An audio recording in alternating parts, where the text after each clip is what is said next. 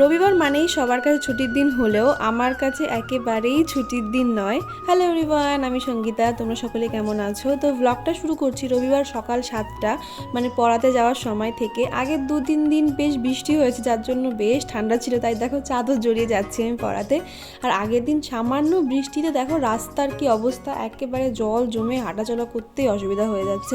হঠাৎ করে পিছন ফিরে দেখি আমার সঙ্গে সঙ্গেও যাচ্ছে, আমাদের বাড়িতেই থাকে।